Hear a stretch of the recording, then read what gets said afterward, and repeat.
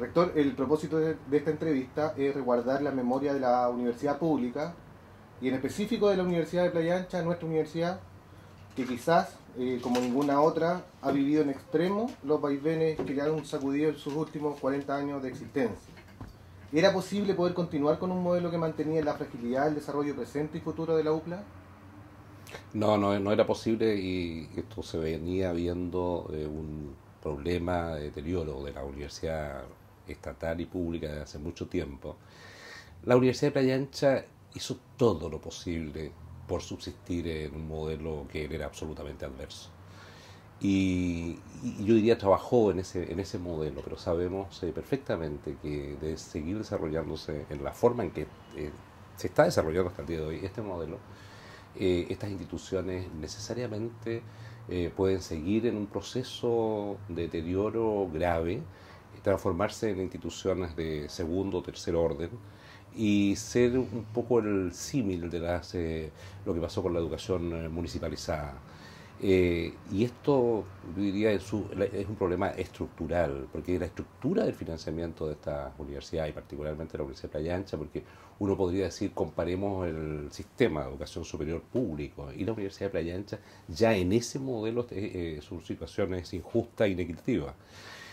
Y entonces en el modelo general, en donde están las privadas, resulta también una situación más injusta y más inequitativa, porque además la Universidad de Playa Ancha tenía una opción y una vocación de histórica, y su opción ha sido por mantener un conjunto de áreas que pertenecen a las ciencias sociales, a la educación, al arte, a la cultura, y esas áreas en una educación superior de mercado no son precisamente las que tienen, ¿no es cierto?, un mejor índice de competencia con otras o puedan recibir más recursos por esa razón.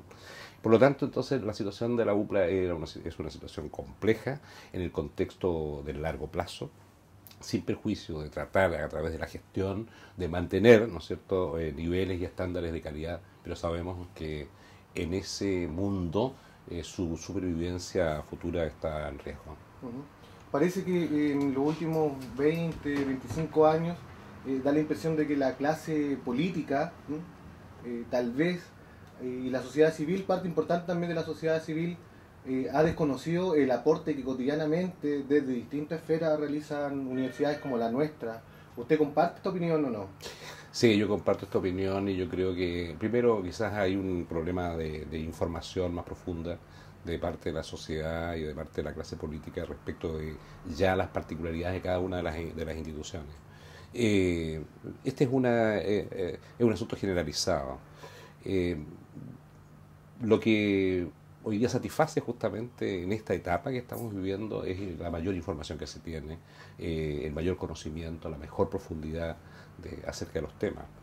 Pero, por otro lado, en Chile se ha creado un lenguaje propio en donde nos decimos muchas cosas que no son ciertas, que no son efectivas. Y por lo tanto entonces se plantean temas como por ejemplo, estas son universidades las únicas que reciben aportes directos del Estado, pero resulta que no se sabe y no se dice que estos aportes primero son bajísimos y en segundo lugar las tremendas obligaciones sociales que tienen que cumplir estas instituciones y una mucho mayor responsabilidad social que tienen estas universidades respecto de las áreas específicas que cultivan, que no son rentables desde el punto de vista de un mercado y sin embargo son socialmente extraordinariamente rentables para un país. Entonces eso nos lleva a lenguajes que no nos entendemos, ¿ya? Se habla con facilidad del concepto de eficiencia, cuando realmente lo que se está planteando no es un concepto de eficiencia específicamente, porque hay que conciliar eso con la calidad, ¿no es cierto? Y entonces son paradigmas absolutamente distintos. En una universidad privada un profesor es un profesor hora, en una universidad tradicional es un profesor jornada completa, son otros los sistemas de costos de estas instituciones y por lo tanto entonces creo que la clase política también se ha confundido con unos paradigmas y con unos lenguajes que no son claros ni efectivos. Por ejemplo, el concepto del lucro, por poner un caso. Entonces, para tratar de tapar el lucro, se dice todos lucran. Y entonces la pregunta es, ¿qué es lucro? Y el lucro, en el fondo, es la apropiación privada que se hace de las utilidades, ¿ya? Y esa apropiación privada la hacen los inversionistas, ¿ya? En el caso de la universidad tradicional, en el caso de una universidad estatal, si la universidad estatal tiene excedentes, lo que hace es reinvertir sus excedentes en su objeto específico, en lo que hace, y mejorarlo. Entonces, esa confusión conceptual, como muchas otras confusiones conceptuales, son los que nos llevan a hablar en idiomas distintos en Chile, ¿ya? Y afirmar cosas que no son finalmente efectivas. Yo creo que las universidades tampoco han sabido defender bien, ¿no es cierto? Y quizás en la historia estoy hablando, sus principios, sus valores y las razones por las cuales existen, ¿ya? Porque aquí se quiso también plantear en la historia de este debate entre la educación privada y la educación estatal, o que una es mejor que la otra, o que una es más eficiente que la otra, se quisieron plantear temas como que ambas persiguen fines idénticos. O sea, dicen, no, pero ¿qué diferencia hay entre una pública y una privada? Entre una estatal y una privada. Hay que distinguir claramente que el fin, ¿no es cierto?, de una universidad privada es el lucro, ¿ya? A excepción de aquellas que no lo tienen, ¿ya? Y el fin de la universidad pública es el bien común. Y por lo tanto ahí hay diferencias notables entre unas y otras, ¿ya? Y eso creo que no ha quedado suficientemente dicho o defendido. Afortunadamente han salido voces que han planteado este tema, no hoy día, sino que vienen desde hace tiempo planteando este punto. Pero la sociedad chilena todavía no maduraba esto, ¿ya? Hoy día sí podemos decir que ha madurado esta situación. Parece ser un problema que además no solamente afecta a la universidad pública como institución importante para el desarrollo del país, sino que además a otras esferas también de la sociedad, como por ejemplo el tema tan bullado de la Polar, ¿no? La Polar tratando de cierto modo a determinados clientes que no tienen el conocimiento para poder enfrentar determinada situación, ¿cierto? Entonces, aquí parece que en definitiva la pugna social que existe en Chile es cómo los intereses económicos de determinados grupos entran en colisión con los intereses públicos que representa la universidad pública. Y parece que esa es la encrucijada que hoy día debe enfrentar el gobierno y la sociedad en general. ¿Cuál puede ser el camino o la salida precisamente para esta pugna entre los intereses económicos, legítimos en algunos casos, ¿cierto?, y los intereses públicos que están sin duda sobre eso? Bueno, aquí hubo una discusión en la sociedad mundial sobre los roles que debe cumplir el Estado en esta etapa de la evolución, digamos, histórica de la sociedad. Y algunos llegaron a pensar que el Estado más vale que se dedicara a los antiguos roles de seguridad, de la policía, del orden, y todo el resto quedara entregado, digamos, al mercado. Profundo error que yo diría, ¿no es cierto?, se constata en muchas cosas, en muchas ocasiones.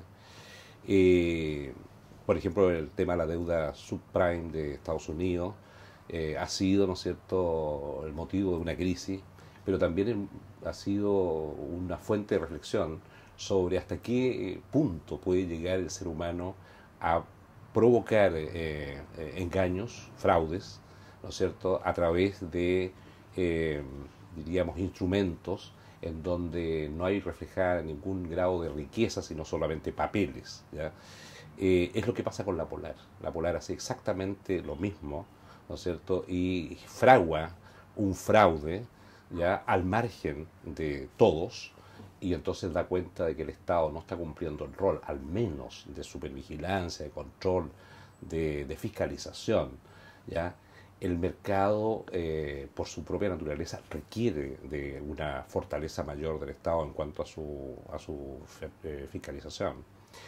Y esto también ha ocurrido en todos los ámbitos del mercado y también en la educación superior, en donde también se produce lamentablemente por falta de supervisión del Estado, pero también por los objetivos mismos que persiguen algunas universidades que procuran, ¿no es cierto?, una sustentación, pero además procuran lucro, de engañar a la sociedad. No solamente de repente en la oferta de carrera, sino porque están sobredimensionadas o porque el país no las necesita, sino también la calidad misma de esas ofertas educativas, sin que el Estado reaccione en absoluto.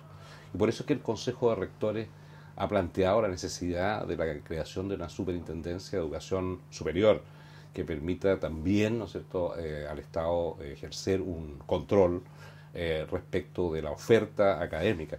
Y esperamos que esa superintendencia tenga un rol muy activo realmente, porque no es fácil, diríamos, supervisar, controlar y fiscalizar a estas instituciones. Entonces, vamos a ver en qué ámbitos va a tener esas competencias.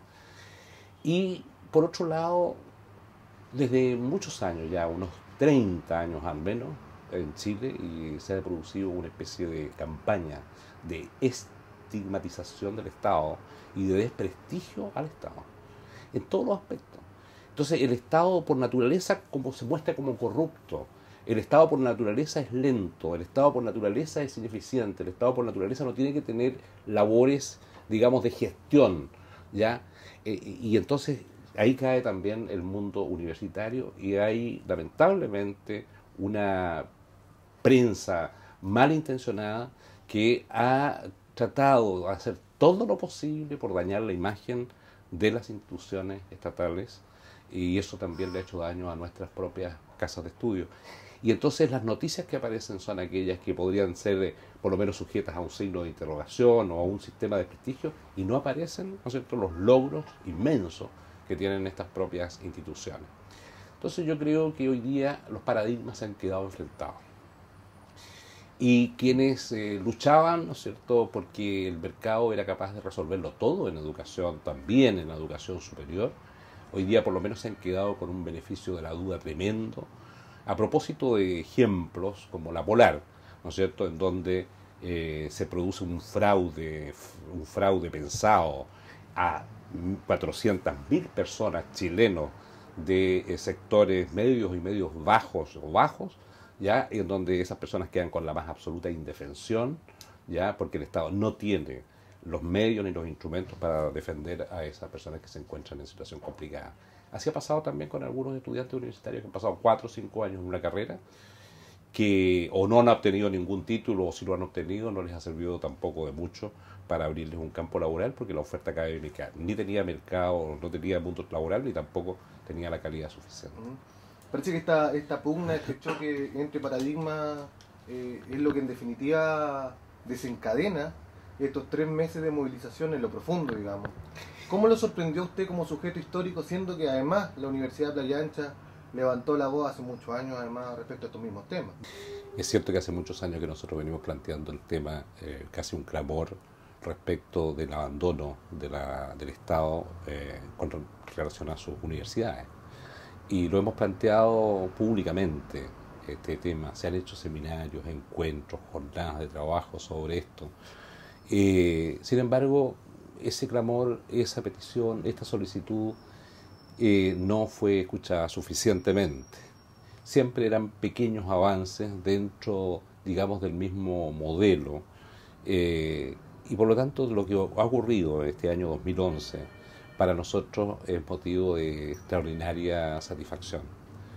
La verdad es que la sociedad chilena no tenía un conocimiento acabado de cuál era la situación de cada una de las instituciones de educación superior, de las universidades estatales, lo que significaba, ¿no es cierto?, para los estudiantes en particular. No había conciencia, el pago de aranceles de las universidades, que ya se habían hecho absolutamente imposibles para el bolsillo de la familia de la clase media chilena.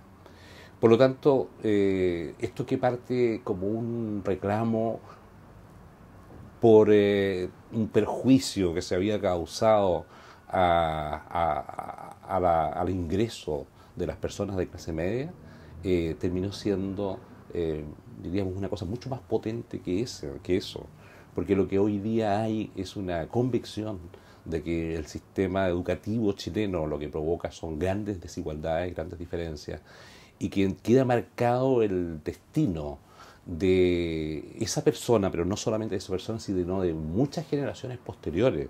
Una mala educación causa un daño enorme, no solamente a la sociedad, sino a la persona y a sus descendientes, ¿ya? Y por lo tanto esta falta de preocupación, o eso pensar que todo lo iba a resolver, ¿no es cierto?, el mercado, y que el Estado entonces tenía que estar como aparte, como ausente de este tema, es un error muy grave, un error histórico muy grave para Chile. Yo, en lo particular, jamás me habría imaginado que este movimiento, que parte siendo un asunto bastante focalizado hacia temas muy específicos, iba a concluir en revisar muchos otros aspectos del funcionamiento de la sociedad chilena. Creo que el sistema político chileno no ha sido capaz, porque no está estructurado, no está diseñado para eso, para recoger las grandes demandas nacionales. Y por lo tanto el sistema institucional del país, diríamos, no logró canalizar lo que es normal, que ese sistema canalice esas inquietudes y esas preocupaciones, y terminó siendo un conflicto que se maneja, ¿no es cierto?, más bien por la ciudadanía directamente, y eso da cuenta de una imperfección, de un defecto grave en el sistema institucional chileno. Entonces pone en cuestión también ese sistema, ¿ya? Y por lo tanto la crisis de representatividad que se plantea es efectivamente un problema de representatividad en donde sectores sociales se sienten no representados, ¿no es cierto?, en las instancias institucionales, sea este el Parlamento, sea este el Ejecutivo u otras instancias institucionales. Entonces da cuenta de ese problema, pero da cuenta también de otros problemas, como es, por ejemplo, ¿no es cierto?, la distribución de la riqueza de Chile. Yo creo que tomando un tema tan sensible como la educación y de tanta, diría, importancia para cualquier país, hemos logrado desnudar otros problemas que tiene la sociedad chilena. Entonces cuando uno se va y dice, bueno, ¿y por qué la violencia?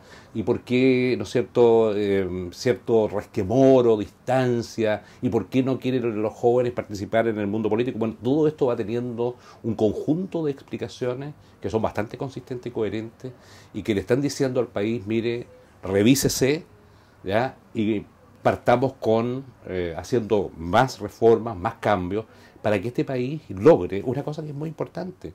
Si la paz es el resultado de un orden social justo, y eso finalmente es lo que tiene que lograr Chile. Y por ese motivo es que esto que requiere recursos económicos, porque una educación de calidad requiere recursos económicos, si no es posible pensar que un subsidio de 38.000 pesos mensuales para la educación municipalizada va a lograr que esa educación municipalizada tenga buenos resultados. Eso no es posible, eso no se va a dar en ninguna parte. Y entonces, en la medida que la sociedad no se sacrifique, porque aquí hay un sacrificio, si queremos una buena educación, la sociedad tiene que sacrificarse. Y cuando digo la sociedad, son las personas que pueden contribuir para, diríamos, acortar las brechas. Las brechas sociales y las brechas de distribución de riqueza se tienen que acortar por la vía que corresponde, que es la vía tributaria. ¿Ya? No hay otra forma de acortar esa brecha. ¿Ya? Y en cualquier país desarrollado que pretende, ¿no es cierto?, que su educación sea una educación de calidad e igualitaria finalmente, porque la igualdad está ahí también, ¿no es cierto?, el acceso, pero también la calidad. Entonces, para eso se requieren inyectar recursos, y para eso entonces no solamente el mundo político, sino también, ¿no es cierto?, los sectores económicos de la sociedad chilena en pos de una, digamos, igualdad de oportunidades, como hoy día se plantea, ¿no es cierto?, pero que realmente esa igualdad de oportunidades se requiere una cuota de sacrificio y aumentar la contribución al Estado. En específico, ¿cuál es su valoración respecto al rol, al papel que han jugado los estudiantes durante estos 3 meses? A propósito, además, que en Chile es un fenómeno que ha ido creciendo, ¿cierto?, pero que también se repite, como lo conversábamos, en otras partes del mundo. Parece que un modo de entender la relación entre el ciudadano y el Estado y los poderes que forman parte del Estado está definitivamente agotado. ¿Cuál es su valoración respecto al rol de los jóvenes en este movimiento? Mire, yo tengo una alta valoración de de estos jóvenes que han estado en esta mirada de futuro del país. Yo creo que ellos mismos están convencidos de que ellos van a ser actores y protagonistas de algo que no van a ver totalmente, que no van a alcanzar a ver totalmente, o por lo menos que van a ver cuando ellos ya hayan salido del sistema educacional. Porque esta es una modificación que tiene una mirada de largo plazo.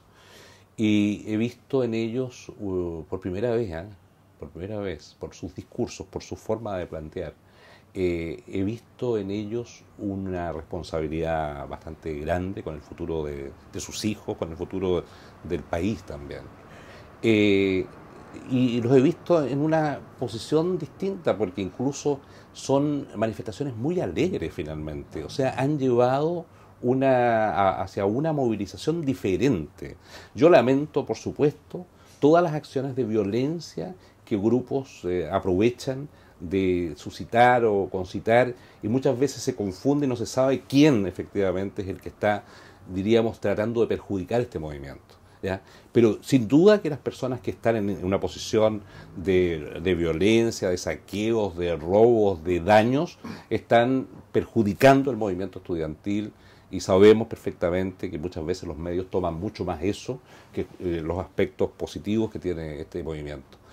Pero la sociedad también ha entendido y ha hecho esa diferencia entre unos y otros, y lo más importante es que ellos han logrado una adhesión. Porque distinto sería, ¿no es cierto?, que, no sé, que la diera el 20% de la sociedad chilena a esto.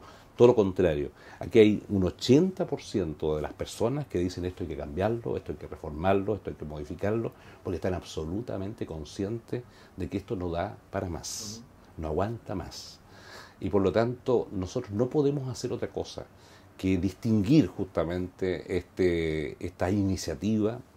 Y lo que sí nos gustaría, ¿no es cierto?, que este proceso tenga un encauzamiento, que tenga un cauce, que efectivamente los actores políticos entiendan dónde están los temas y dónde están los problemas, que nos olvidemos por un tiempo de los intereses particulares, de los intereses, diríamos, materiales, y pensemos en los intereses nacionales.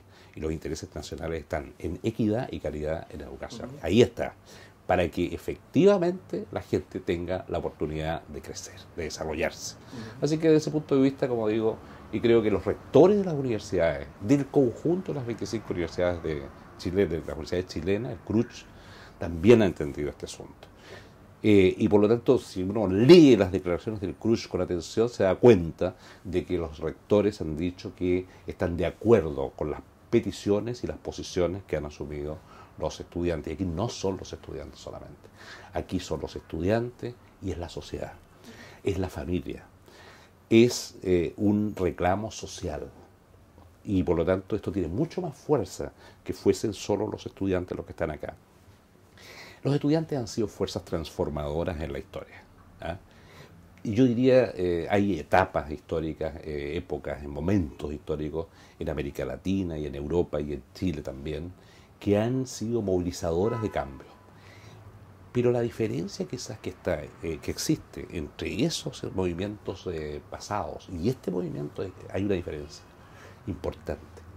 Ahí eran los estudiantes. El año 1918 fueron los estudiantes. En Francia fueron los estudiantes. En Chile el 68 fueron los estudiantes. Y hoy día es la sociedad. Esa es la diferencia y esa es, diríamos, la mayor dimensión que esto tiene y la mayor posibilidad también de provocar un cambio más profundo, ¿ya? Lo importante hoy día será cómo aprovechamos este momento histórico para que realmente esos cambios se generen y se produzcan. Chile, yo creo, llegó a un momento en que, yo diría, casi divinizó el modelo. Y consideró que el modelo, con algunas imperfecciones, pero era una cosa espectacular, ¿ya?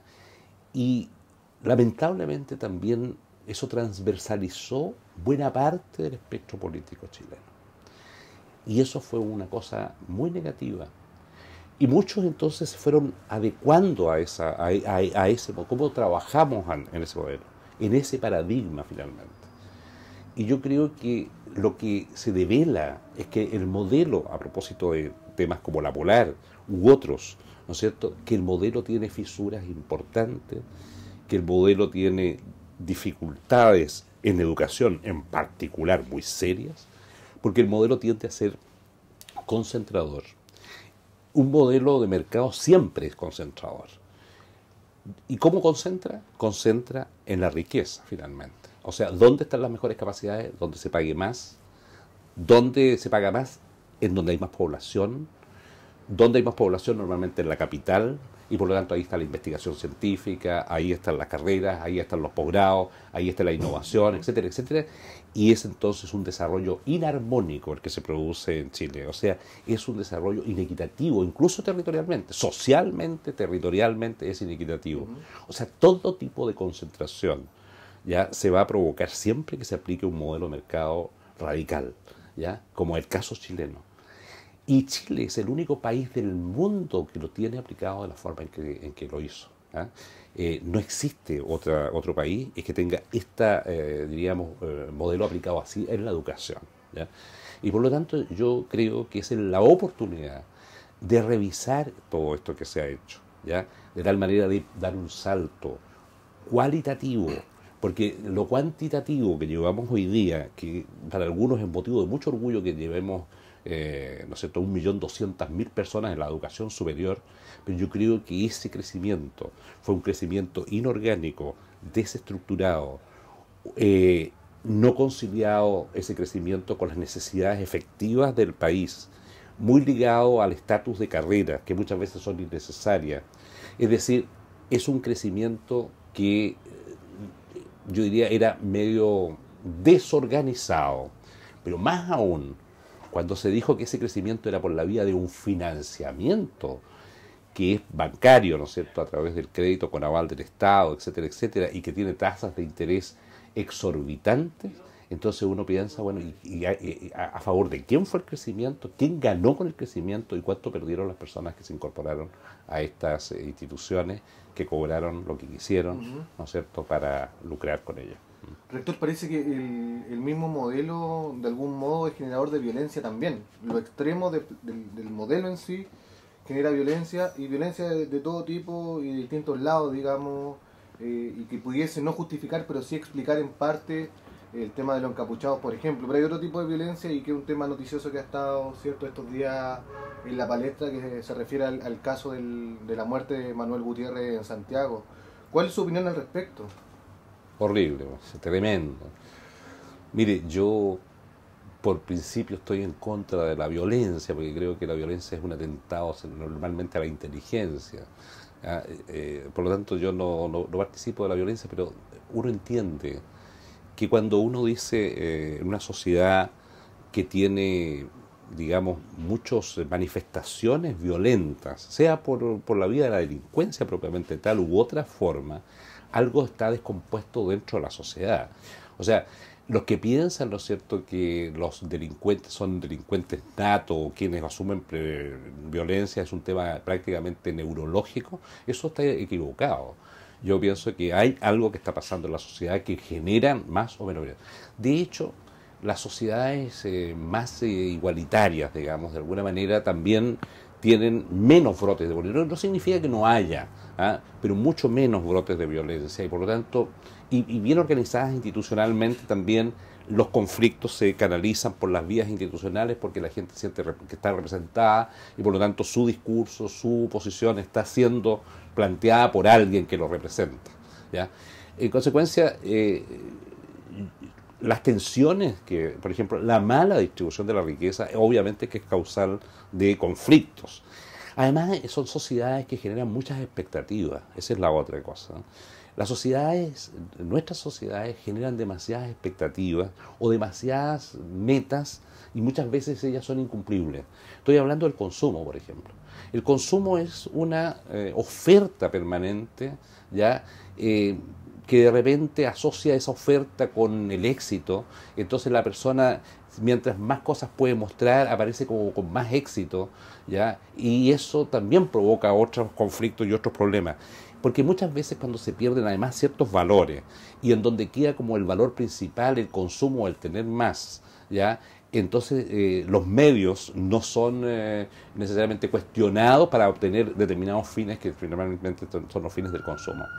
Entonces, ¿cómo logramos una sociedad de más paz?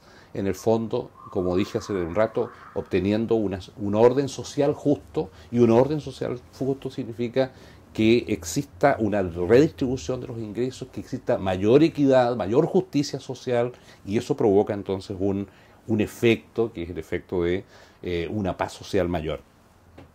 Yo creo que dentro de todo esto, obviamente que uno tiene que condenar, como sea, aunque la persona actúe por su máxima convicción, aunque su máxima convicción sea la violencia, uno tiene que condenar la violencia.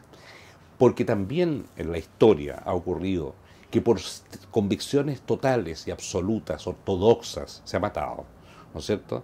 Y por lo tanto, por ejemplo, hay muchos ejemplos en el fondo en donde se ha sentido sociedades que han sentido casi un aspecto misional, o grupos de personas que han sentido como misionalmente algo y están absolutamente convencidos. Sucedió con los cristianos y los no cristianos en su momento, pero también ha sucedido políticamente, religiosamente, doctrinariamente, ha ocurrido. Los que están en contra de determinada etnia, ¿no es cierto?, etcétera. Y eso son obviamente elementos que tampoco justifican la violencia. Muchas veces la guerra se justifica por causa de diciendo mi causa es justa y la tuya no, y el otro también dice mi causa es justa y la tuya no, y ahí se provoca el tema de la violencia.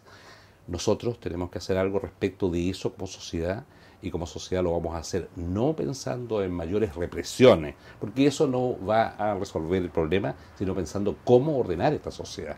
Y por eso es que repudio absolutamente lo que ocurrió, ¿no es cierto?, con el joven Gutiérrez, que fue asesinado ya en un acto de represión, en donde hay una excesiva fuerza que no se justifica en absoluto. En absoluto, aquí hay que cuidar, ¿no es cierto?, servicios policiales profesionales deben cuidar la integridad física de las personas, ¿ya?, sabiendo que en estas condiciones de confusión, lo que significa, ¿no es cierto?, una protesta social, hay que tener los máximos cuidados para no excederse y no atentar con un principio tan importante como es el valor de la vida. Rector, empecemos un poco a hablar de la salida, de cómo pudiese usted vislumbrar la solución a este conflicto. A propósito, es cierto que se está informando que el día sábado el presidente se va a reunir con los dirigentes estudiantiles y otros dirigentes más que representan al mundo social. ¿Usted cree que el gobierno del presidente Piñera puede encontrar una salida efectiva a este conflicto que ya se ha prolongado por más de 3 meses? Yo creo que el presidente tiene una oportunidad histórica que la puede aprovechar o la puede desaprovechar. Hay presidentes que han tenido oportunidades históricas. Esta oportunidad se le presentó, no es que él la haya buscado. Ya, de hecho, ¿no es cierto?, en el plan de gobierno estas cosas no aparecen de esta manera, por lo tanto él se encuentra, digamos, con una ciudadanía expresada, movilizada y empoderada, y por lo tanto él tiene esa oportunidad. Yo espero que prime un concepto de interés nacional. Yo espero que primen los grandes valores nacionales, los principios del país. Un gobierno está llamado justamente por su rol de político, de hacer algo respecto de la alta política, de la política de Estado, que supere un gobierno. Este tema de la educación no es un tema de política, esto es un problema de política de Estado, que va mucho más allá de 4 años, de 8 años, de 12 años. Esto es un asunto de muy larga perspectiva. Hubo presidentes de Chile en la historia que tuvieron largas perspectivas, como Balmaceda, como Pedro Aguirre Cerda, largas perspectivas en el tiempo, que pensaron a 40, 50, 80, 100 años plazo. Y los resultados de esas políticas públicas los vemos hasta el día de hoy, porque la generación de profesionales que hoy día todavía existen en Chile son generación de excelentes profesionales. Chile ha tenido excelente educación. Lo que pasa es que lo que ocurrió es que la expansión de la educación, ¿no es cierto?, a muchas más personas no fue acompañada por procesos de calidad de esa educación, y esto provocó las desigualdades. Además, estructuralmente se configuró un sistema educativo que las desigualdades las instaló institucionalmente, ¿no? Las instaló institucionalmente, y eso también es complejo. Entonces, ¿qué es lo que ocurre acá? Acá hay que tener flexibilidad respecto a los paradigmas. Yo creo que hay un paradigma, por una parte, de una educación ligada al mercado, una educación ligada al lucro, y hay otro paradigma que es una educación ligada a intereses nacionales, ligada al bien común, ligada, ¿no es cierto?, al bienestar de las personas. ¿Ya?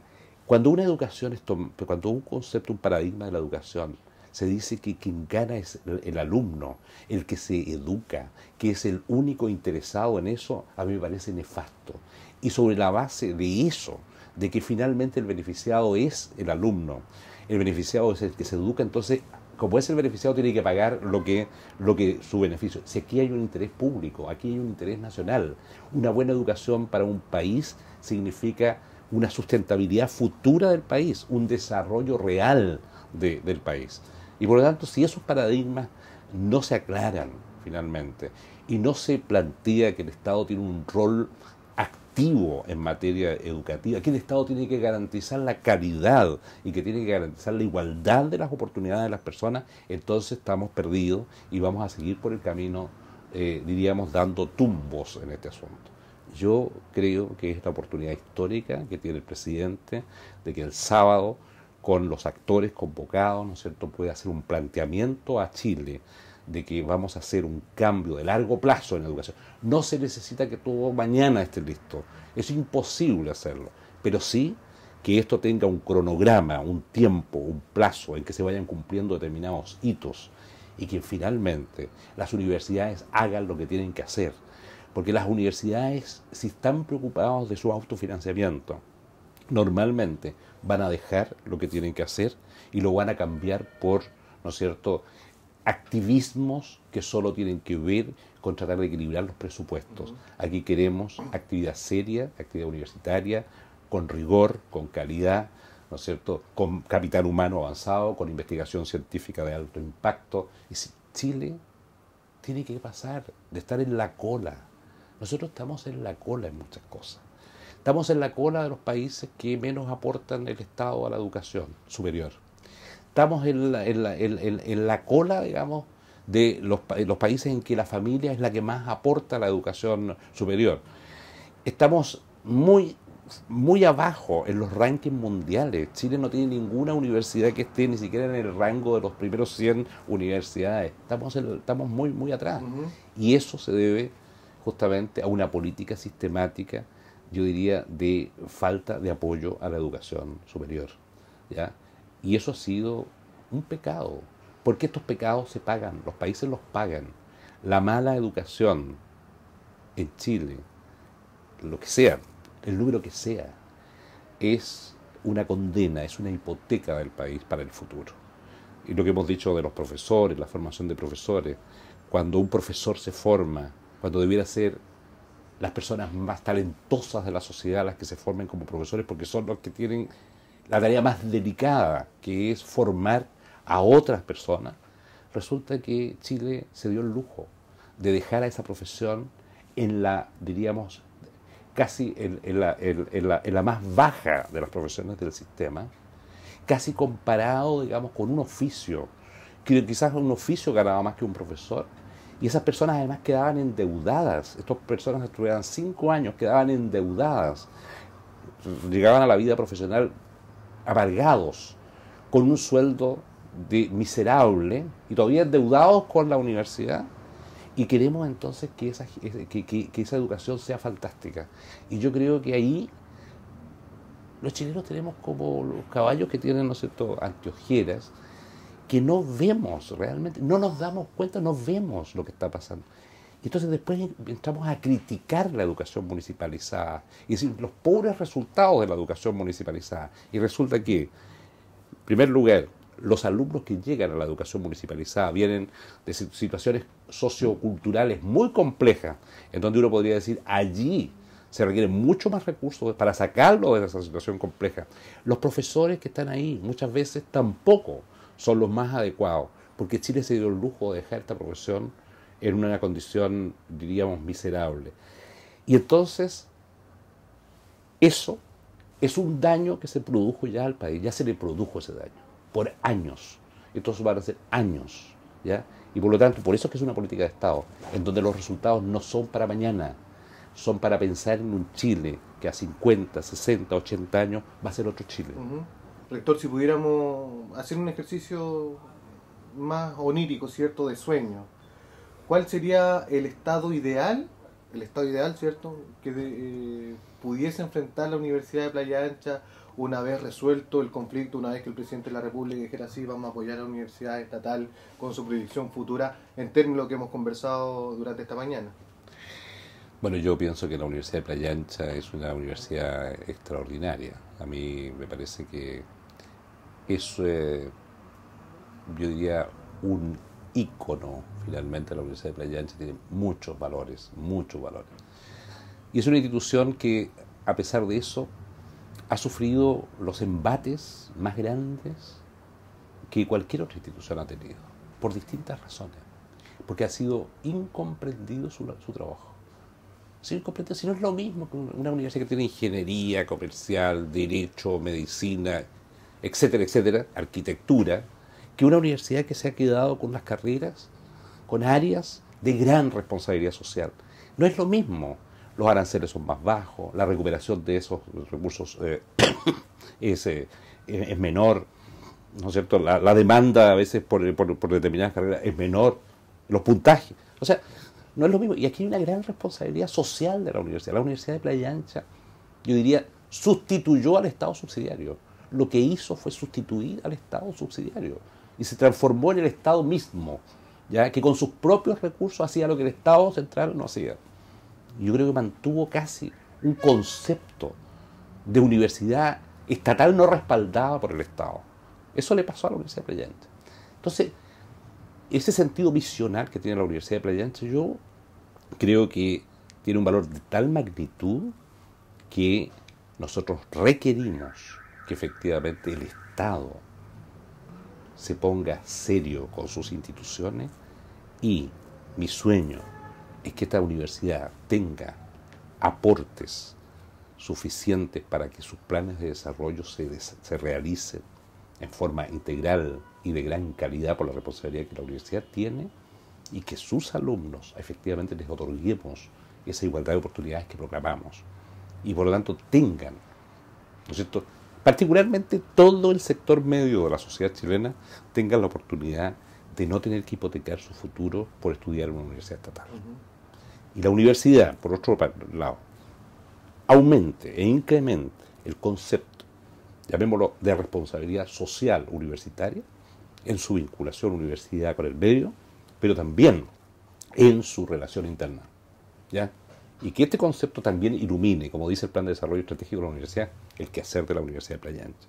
Que un alumno sienta que llega a la Universidad de Playa Ancha y que en ella encuentra todos los elementos de calidad para que sus talentos sean potenciados al máximo y pueda hacer una mejor contribución a la sociedad. Bueno, rector, además en su doble disciplina, ¿cierto?, o profesión, por una parte abogado, ¿cierto?, pero primero su raíz como profesor de historia y en definitiva también como sujeto histórico, pero también como historiador.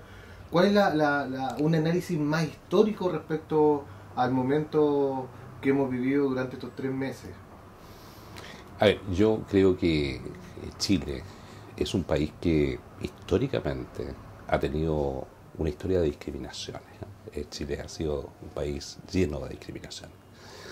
El siglo XIX, los siglos anteriores, quizás algunos, ¿no es cierto?, en concepto de la salvación eterna y que el pobre tiene más posibilidades de salvarse, se conformaron con esa historia.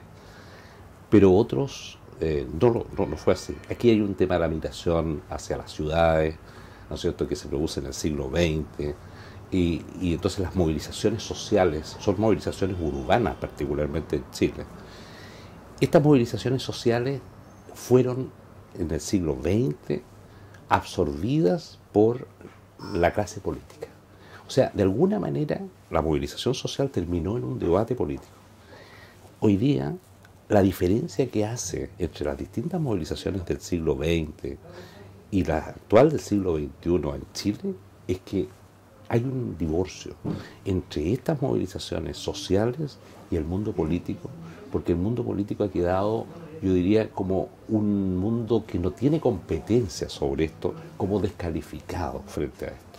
Y entonces, diría, la falta de prestigio y reconocimiento social de la institucionalidad es uno de los temas graves de este conflicto, que obviamente que tiene que hacer pensar al país de cómo resolver finalmente también este nuevo dilema.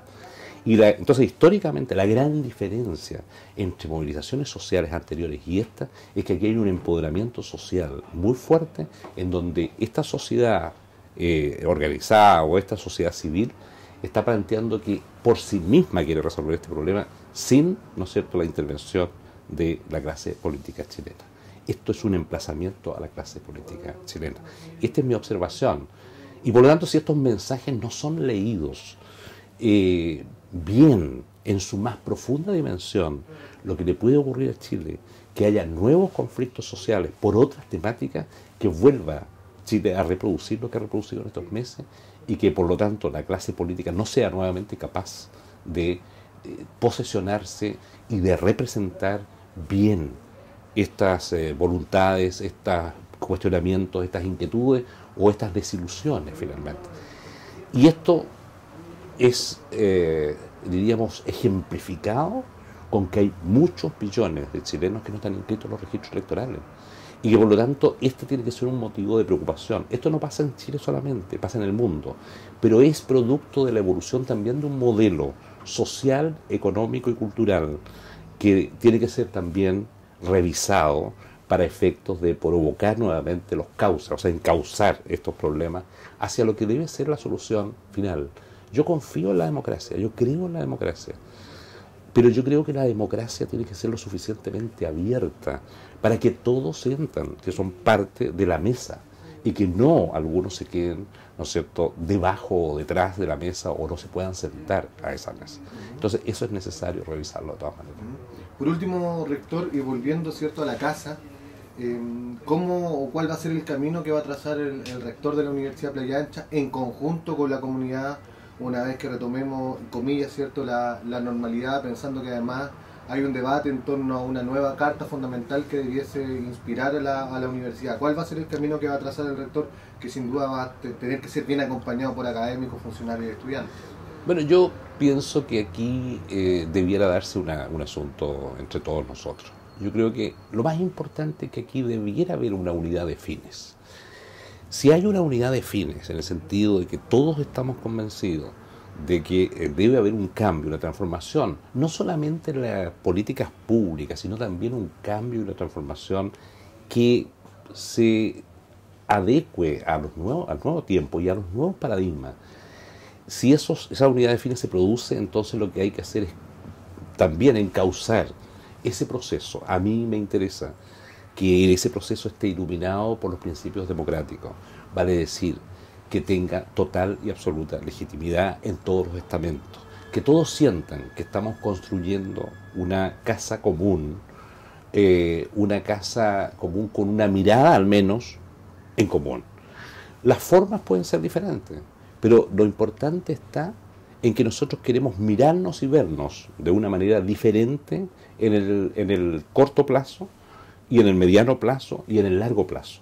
Queremos que esta universidad sea protagonista, que significa que tenga voz en los escenarios donde le corresponde tener voz, ¿ya? Y que creo yo que habrá pequeños grupos de personas que no les guste, pero yo creo que la gran mayoría está en la idea de que aquí se tienen que producir transformaciones y cambios, algunos cambios profundos dentro de la propia institución, que dé cuenta de lo que nosotros hemos confesado y dicho respecto de nuestra propia misión institucional, de que nosotros queremos ser inclusivos, que nosotros queremos tener responsabilidad social, universitaria, que nosotros queremos entregar servicios de la más alta calidad, que nosotros le queremos dar igualdad de oportunidades a las personas. Y eso se logra, ¿no es cierto?, en la medida que esa unidad de fines la tengamos y que los recursos existan para que eso lo logremos. Rector, quiero agradecerle esta conversación durante esta mañana, que esperamos sea un testimonio también de futuro. Muchas gracias.